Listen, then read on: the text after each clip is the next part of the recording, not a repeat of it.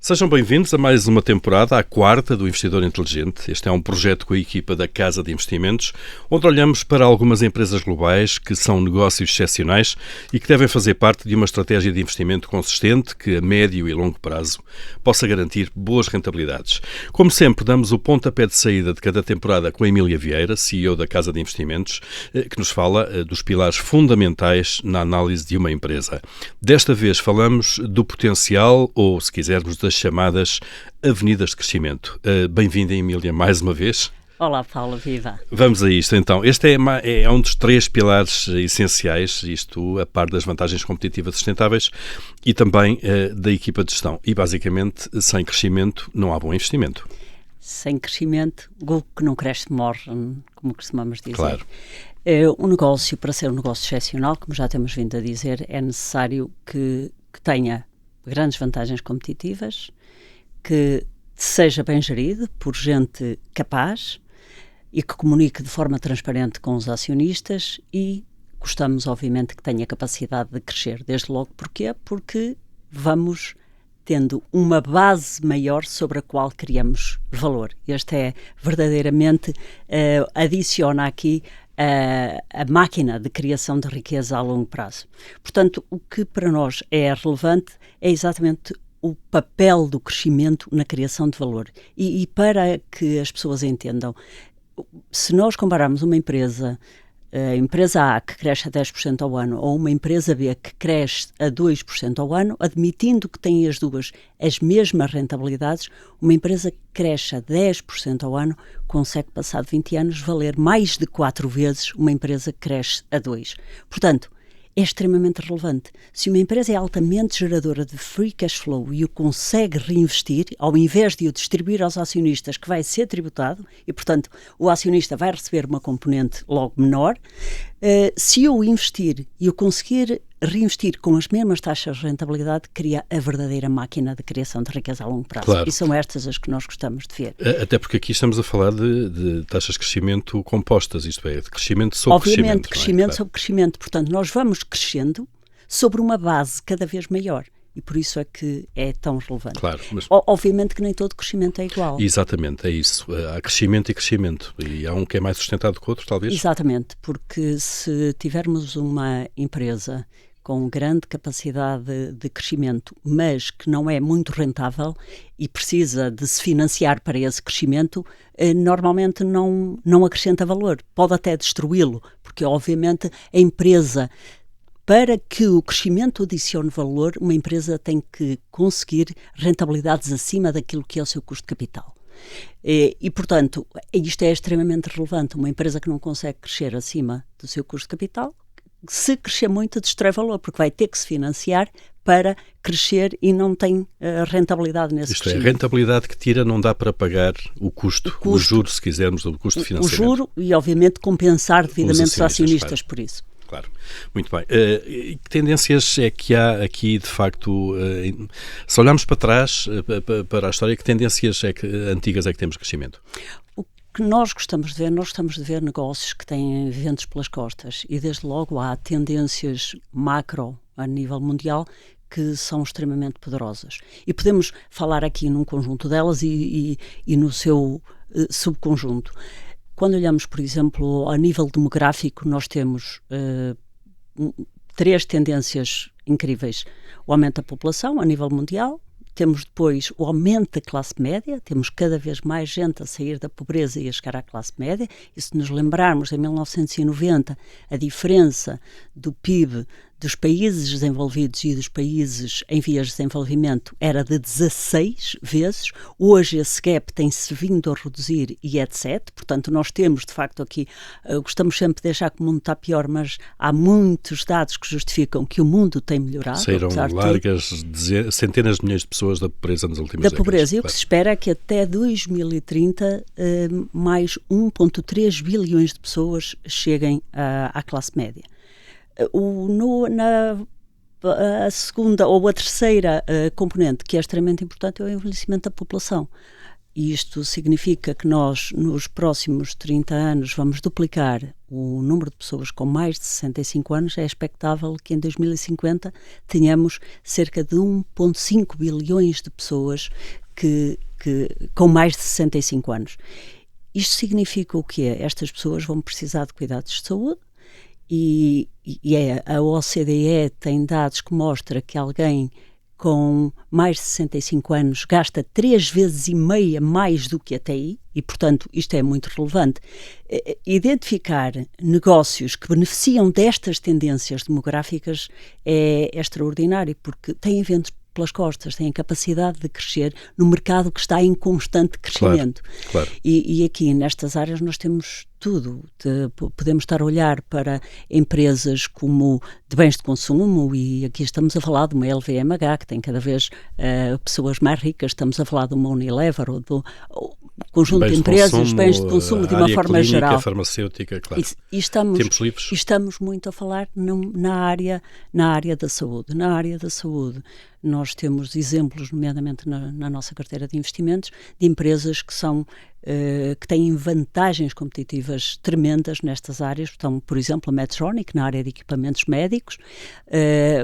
Temos a Intuitive Surgical, na área da cirurgia robótica, que é a líder mundial com 90% de cota de mercado, e a Illumina, que é líder em equipamentos de sequenciação genética, onde nós, cada vez mais, estes testes que há 20 anos custavam muito dinheiro, o seu preço, e à medida que é adotado cada vez por mais gente, tende a diminuir muito, e, portanto, até para doenças oncológicas e tudo isso tem um impacto enorme. Portanto, identificar estas tendências demográficas e ver os negócios, as vantagens que tenham ou têm, a facilidade é o tal vento pelas costas. São negócios que beneficiam destas vantagens. Claro.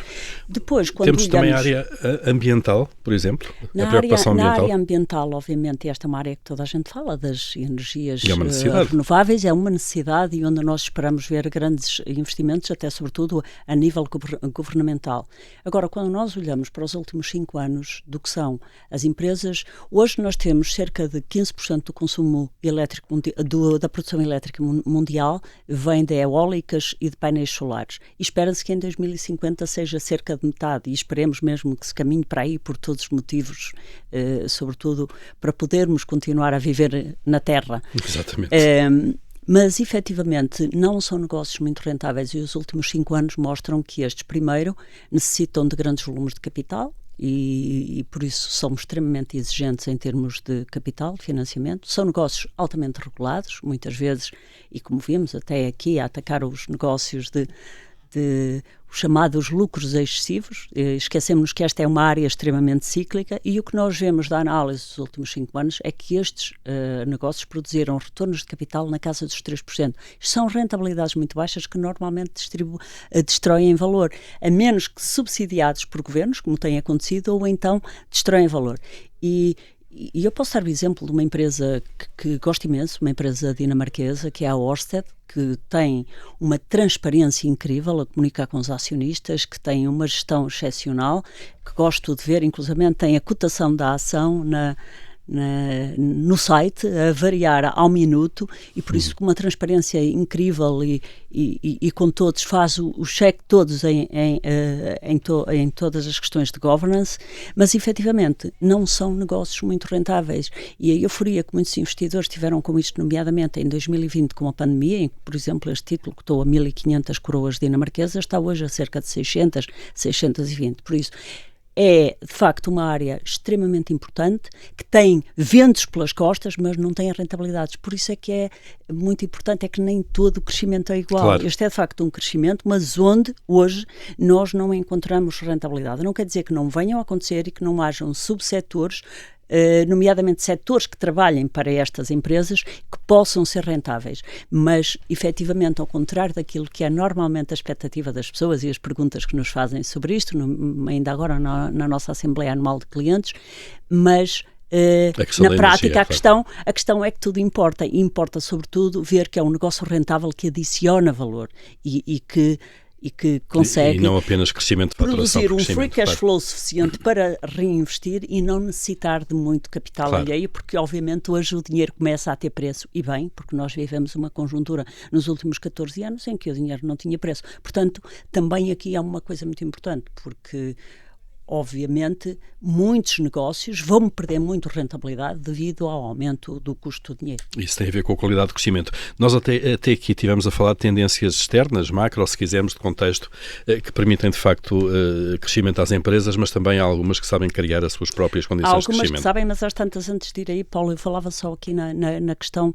num segmento muito grande, que é a digitalização da economia, que a par das tendências demográficas é uma mega tendência. E aqui nós podemos olhar para subsetores, neste caso o e-commerce, e estamos a falar cada vez mais, nós todos fazemos compras online, e por isso empresas como a Amazon, como a Baba, etc., Alibaba, têm grandes condições para prosperar. Estamos a falar também aqui em negócios de cloud, que obviamente estas infraestruturas na cloud, nós produzimos milhões e milhões e milhões de dados todos os dias, têm que ser armazenados, e por isso toda esta evolução. Estamos a falar naquilo que chamamos a economia sem dinheiro, que são os pagamentos digitais. O cashless, claro. Exatamente. Para nós é normal pagar com cartão, mas há muitas economias no mundo, e nomeadamente nos países em vias de desenvolvimento, onde vive 84% da população mundial, e isto é extremamente relevante, a maior parte das transações ainda são em dinheiro. Portanto, estes são dois negócios, tanto a Visa como a Mastercard, que têm ventos fortíssimos pelas costas. Depois olhamos, por exemplo, para inteligência artificial, onde, obviamente, e cada vez mais esta incorporação nas atividades empresariais, e nós muitas vezes olhamos para negócios e achamos que aquele negócio não tem nada a ver com tecnologia, com esta evolução tecnológica. Recordo-me de uma entrevista em junho de 2020, o CEO da Domino's Pizza, que ele dizia: eu não gero um negócio de comida, gero um negócio tecnológico. Portanto, esta tendência cada de vez mais, sem dúvida, está presente em tudo, e é determinante. Está presente em tudo, é determinante. E depois estamos a falar também, por exemplo, da publicidade, que é cada vez mais online, através um fenómeno absolutamente de busca, redes sociais. Exatamente, e onde a Google é o ator principal ainda nesta matéria. Por isso, estas são áreas e são mega tendências. Depois temos a robotização, temos, obviamente, um conjunto de áreas que são muito relevantes e que têm ventos pelas costas. Mas sim, empresas também, voltando às empresas que sabem criar o seu próprio crescimento, não é? Exatamente, isso elas podem não ter à partida os ventos pelas costas, mas criam-nos, e isto é preciso uma cultura de melhoria contínua na empresa, uma cultura de inovação, e nisto há exemplos extraordinários. Por exemplo, a AWS, que é a Amazon Web Services, foi criada dentro da Amazon para resolver um problema interno, e hoje é um negócio que produz receitas anuais de 23 bilhões de dólares. Portanto, a Amazon conseguiu, com o seu espírito, a cultura de inovar e falhar depressa, caso as coisas não corram bem, claro. Mas ter sempre capacidade de investir e de trabalhar a longo prazo. Este foco no longo prazo é determinante nestas empresas. Um outro exemplo que temos é o da Airbus, com o A320. Aí num setor tradicional, se quisermos. Um setor tradicional, um setor é praticamente um duopólio hoje, mas que foi um avião que teve um sucesso tremendo, conseguiu conquistar uma cota de mercado muito grande e que lhe ganhou 13 pontos percentuais e portanto, hoje, tendo sido uma empresa europeia criada há cerca de 40 anos, hoje é o maior construtor mundial de aeronaves e conseguiu, de facto, aqui, é um negócio bastante rentável. Um outro exemplo que gosto sempre de dar e que é extraordinário é o caso da LVMH, que basicamente é um portfólio de marcas, e aquilo que o Sr. Arnault faz é identificar marcas muito boas e juntá-las ao seu portfólio. Muitas vezes segmento de luxo, não é? Um segmento que é difícil luxo, de replicar hoje em dia. É difícil de replicar, tendo o cuidado de não produzir exageradamente, mas também os ricos também têm aumentado no mundo, as pessoas com mais capacidade de poder de compra. Portanto, também é sempre um mercado em crescimento. Aliás, a empresa conseguiu crescer nos últimos 20 anos a cerca de 10% ao ano. E, portanto, ao integrar novas marcas, consegue crescer não só pela tendência natural demográfica, de que as pessoas vão tendo cada vez mais poder de compra, mas, sobretudo, também consegue trazer para a empresa comprar um conjunto de marcas, porque, de facto, tem um balanço extraordinário e consegue executar e aplicar muito bem o dinheiro, e isto faz com que vá crescendo cada vez de uma base muito maior. Quanto mais expandir a base, sendo um negócio altamente rentável, altamente gerador de free cash flow, vai reinvestindo no negócio e consegue ser a verdadeira máquina de criar riqueza a longo prazo. E isto é compor retornos a taxas elevadas com capacidade de crescimento, ou seja, se repararmos, a Berkshire pode ter sido vista como um negócio deste género. Nunca distribuiu dividendos e conseguiu sempre reinvestir e encontrar, exatamente, ou comprando as empresas todas na sua totalidade, ou investindo no mercado acionista, comprando fatias de empresas, indo comprando quando o mercado cai e fazendo o contrário daquilo que faz a multidão, que é ter medo quando o mercado cai. E esses são exemplos extraordinários de que é manter intacto e potenciar a criação da riqueza. Alavancar aí.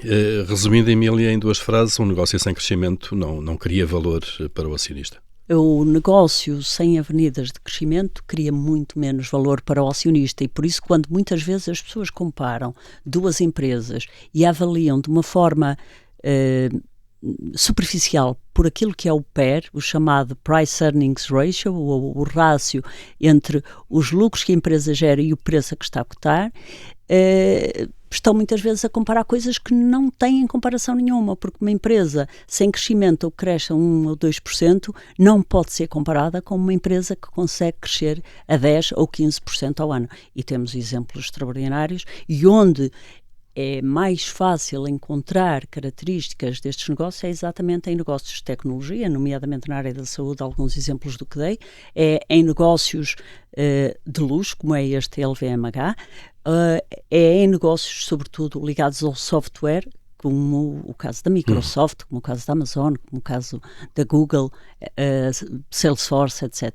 Portanto, muito bem. Portanto, fica a mensagem essencial: crescimento sustentável, a boas taxas e com boa rentabilidade. No fundo é isto. A teoria é esta, resta saber encontrá-los. Saber aplicá-lo. Claro. Emília Vieira, muito obrigado. Este foi o primeiro episódio de mais uma temporada do Investidor Inteligente. Voltaremos proximamente a olhar então para empresas que a equipa da Casa de Investimentos considera negócios excepcionais. Até lá. Muito obrigada.